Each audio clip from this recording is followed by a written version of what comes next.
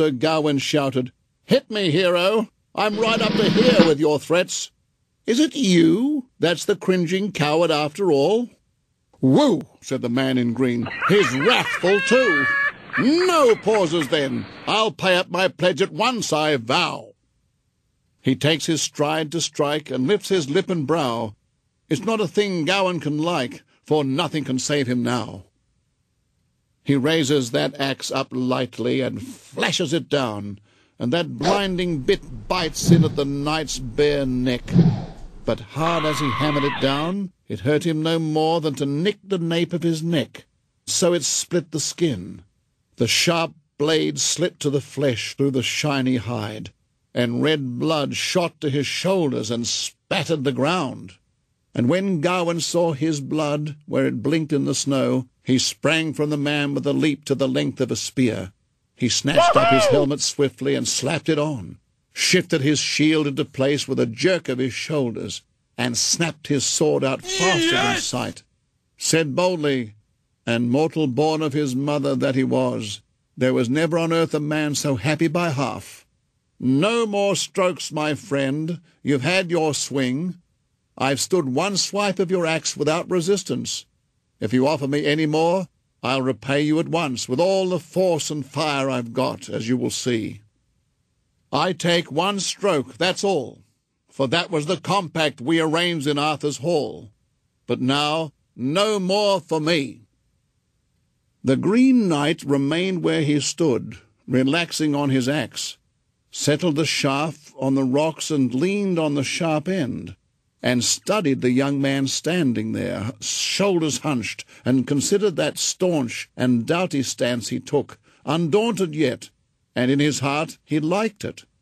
And then he said merrily with a mighty voice, with a roar like rushing wind, he reproved the knight.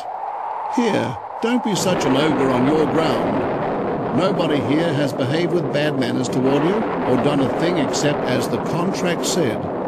I owed you a stroke, and I've struck. Consider yourself well paid. And now I release you from all further duties. If I'd cared to hustle, it may be, perchance, that I might have hit somewhat harder, and then you might well be cross. The first time I lifted my axe it was light-hearted sport. I merely fainted and made no mark, as was right. For you kept our pact of the first night with honour, and abided by your word, and held yourself true to me, giving me all you owed as a good man should. I fainted a second time, friend, for the morning you kissed my pretty wife twice, and returned me the kisses. And so for the first 2 days, mere faints, nothing more severe. A man who's true to his word, there's nothing he needs to fear. You failed me, though, on the third exchange, so I tapped you here. That sash you wear by your scabbard belongs to me. My own wife gave it to you, as I ought to know. I know, too, of your kisses, and all your words and my wife's advances, for I myself arranged them. Excellent. It was I who sent her to test you. I'm convinced you're the finest man that ever walked this earth. As a pearl is of greater price than dry white peas, so Gawain indeed stands out above all other knights. But you lacked a little, sir. You were less than loyal. But since it was not for the sash itself, or for lust, but because you loved your life, I blame you less." Sir Gawain stood in a study a long, long while, so miserable with disgrace that he wept within, and all the blood of his chest went up to his face, and he shrank away in shame from the man's gentle words. The first words Gawain could find to say were these: "No! Cursed be cowardice and covetousness both, villainy and vice that destroy all virtue." He caught at the knots of the girdle, and loosened them, and fiercely flung the sash at the Green Knight. There's my fault. The foul fiend vex it. Foolish cowardice taught me, from fear of your stroke, to bargain, covetous, and abandon my kind, the selflessness and loyalty suitable in knights. Here I stand, faulty and false, much as I feared them, both of them. untruth and treachery, may they see sorrow and care. I can't deny my guilt. My works shine none too fair. Give me your good will, and henceforth I'll beware.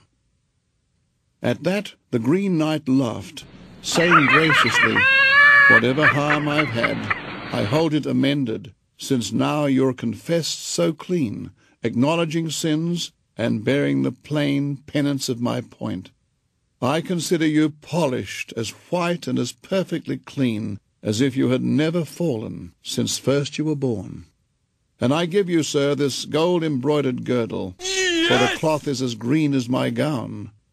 Sir Gawain, think on this when you go forth among great princes. Remember our struggle here. Recall to your mind this rich token. Remember the green chapel. And now, come on, let's both go back to my castle and finish the New Year's revels with feasting and joy, not strife, I beg you, said the Lord, and said, As for my wife, she'll be your friend, no more a threat against your life. I am the champion, I am the champion, no time for losers, 'cause I am the champion of the world. Uh-oh.